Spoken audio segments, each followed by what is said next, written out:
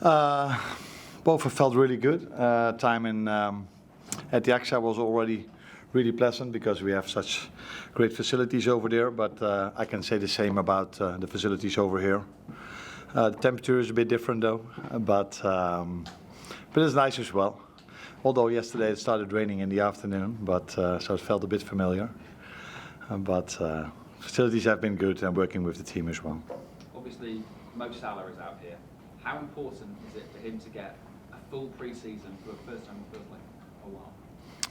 I think it's important for every player to have a full pre-season, but unfortunately that's almost impossible for most of the players in these current times where we play so many Euros and other kind of tournaments. So, but I think in an ideal situation, every player wants to have a proper pre-season, and fortunately Mo has one. Unfortunately, many others don't have it, but it's the way it is these days. Obviously, coming into this sort of camp with a lot of younger players in the team, you'll have players coming in at various stages, but obviously everybody wants to know about whether any more players will come in the transfer window. How busy do you expect Liverpool to be this summer? I think I said before that the first aim is to work with these players, and of course it's a disadvantage that many of them are not here yet. So, and then I mean the players that are already under contract. The positives about that is that it's, I think you know better than me, that it's an important lifeline of the club, that youngsters come into the team as well, so it's an ideal way of seeing them in these weeks where they get a lot of playing time as well. And yet the standards are really high when it comes to bringing in new players because we have such a good team and such a good squad. So of course Richard and me are, and other people as well, are trying to improve the squad where possible, but that's not that easy because we have so many good players yet. And finally, obviously Trent Alexander-Arnold isn't here. We all know he's entering the final year of his contract. How confident are you that a new one can be agreed and he'll be a Liverpool player for longer than just a year? My answer would probably be a bit boring, and I think it's the same answer you've heard in the last 5, 6 or 7 years, that contract situation are not discussed at this place. So, but just keep trying, I would say. Always will. I always will. Thank you. You're welcome. Next one, John. You mentioned in your first press conference that you were hired partly because you've got a similar style to how the teams play, but obviously there will be some differences. So in terms of the players that you do have with you now, how pleased are you with how they're adapting to what you're asking of them, and how valuable has it been the time that you've had to get those messages across? Like you said, many things will stay the same when it comes to playing style, but of course there will be a few adjustments because otherwise every manager has also his own ideas. But general playing style would probably look quite familiar for you guys, and I think every player, especially if they have had a few weeks off, they need to adapt playing with the ball again.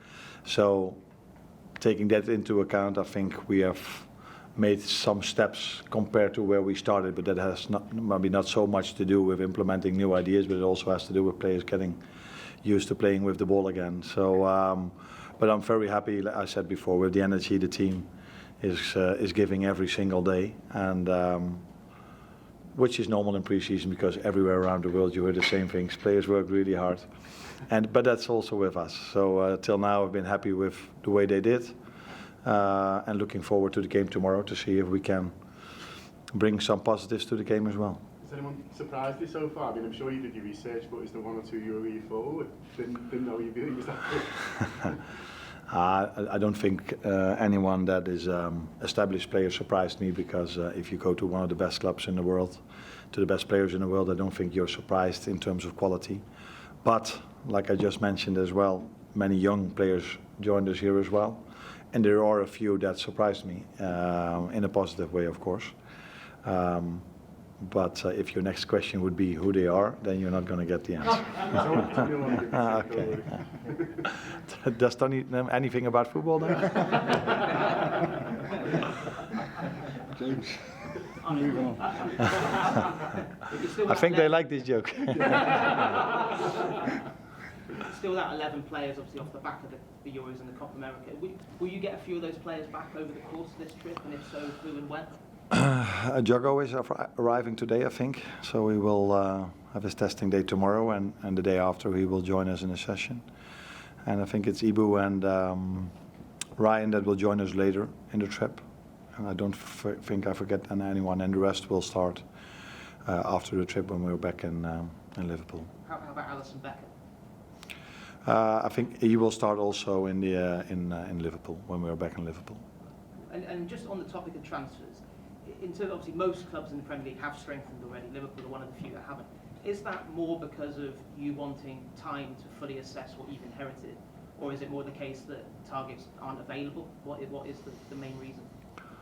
The first one is one of the reasons which you just said. So me wanting to assess, is that the right word, the squad, which is difficult because most of them are still not here. And the second one also has to do with the difficulty of if you inherited a team that's really good, then it's not so easy to find players that are of the same standards or even higher, especially because those ones need to be available then as well. But like I said, Richard, more than me, is really working hard on that as well, and he keeps me updated every time. And if there's any news on that, we will come to you. But like I said, we already have a very good team, where I am already really happy with. But would be a surprise for all of us, I think, if we don't bring any player in. So that will probably happen in the end. But for now, we are just waiting for the players to come back and waiting for the right ones to sign. Just in terms of Andy Robertson, he wasn't involved in the game against Preston last week. Is he fully fit now, or are you still having to manage him off the back of the Euros? He's not fully fit yet, but we're expecting him in the end of the tour, maybe just after the tour, to be fully fit again. So he took a small injury into the Euros, and afterwards he had to recover from that after playing those games. But we will expect him back after our tour. But he joined us over here. Yeah, what is the problem? I think that's a medical issue, and that's something we don't share. So you wouldn't expect him to play any part in the 3 games over here? No. With transfers, Arne, would you say that from what you've seen so far, the current squad is good enough to challenge for the goals that you've set for the upcoming season, and therefore new additions would be a bonus to the squad, or do you think that they're needed? I think the answer lies in last season, where I think 5, 6, 7 games before the end, they were still competing with Arsenal and City. So there you have your answer. They are good enough to compete. And you obviously, since we last spoke to you, brought in 2 coaches, John Heitinger and Aaron Briggs. What do they bring to your team? Premier League experience. Both of them have worked in the Premier League. John more recent than Aaron. And both of them, of course, have their own role in our staff. So I think I said before that Aaron is also the one that's going to bridge the gap between the youth academy and the first team. He has an analyst background, so that's a positive thing. And John has played many games in the Premier League, and last season he was an assistant coach, that's the way you call it over here as well, at West Ham. So brings experience as a player, but also as an assistant in this league. And he worked with someone that I know really well, and the two of us have quite a similar playing style, so I think it's not going to take long for him to understand exactly what we want with the players.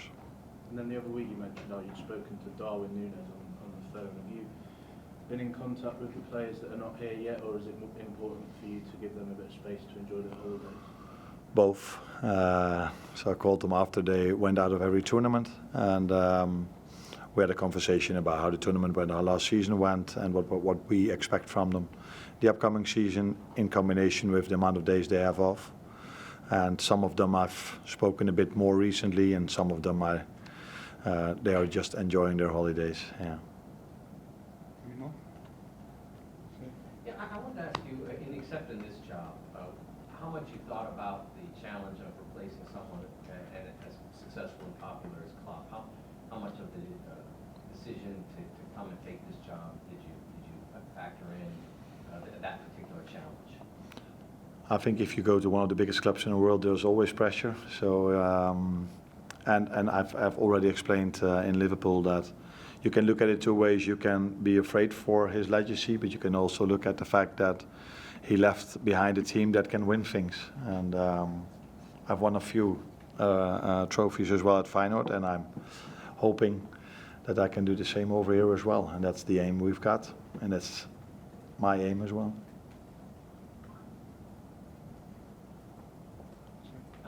My question is, how do you prepare for Real Betis?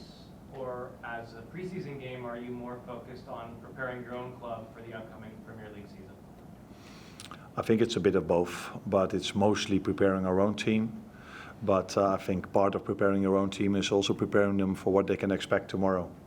So what kind of press the opponent gives and how we then want to play out from the back, how they want to do build up and how we have to press them. So it's a bit of both. I think till now we've worked mainly on our own ideas, and tomorrow we will have a meeting where I'm going to share with them what they can expect from Betis. When you're on a tour like this, how do you deal with the travel or things like and the constant shipping from city to city and things like that as you try to coalesce this team into a regular season? Yeah, we have a lot of professionals to make sure that this goes as in the best possible way.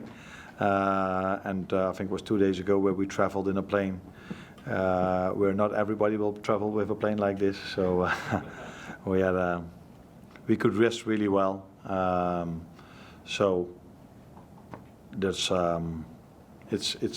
we have to adjust towards the time zone, of course.